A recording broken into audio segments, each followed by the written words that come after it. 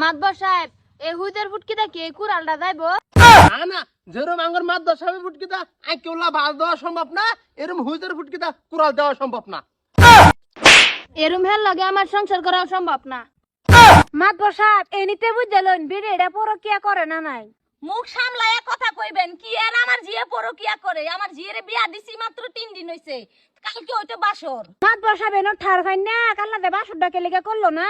এই বেটা, তোর কোনো বেজাল আছে নাকি? মাদবর সাহেব, আমার বেজাল আছে না নাই হের বড় বন্ধু এনো বাবা এডেরে আমার তেন বেদে দে হোক, আমি এডের লগে বাসর করতারি না নাই।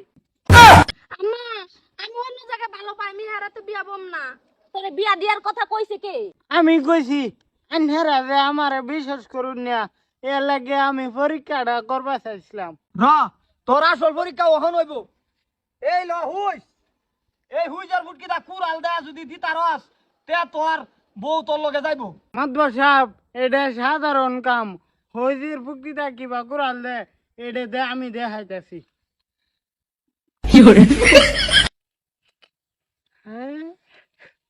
বালহান জানাকে অসম্ভব রে সম্ভব করবো চাইতেছে, হুইজের ফুটকিটা কুড়াল যাইব কোনদিন?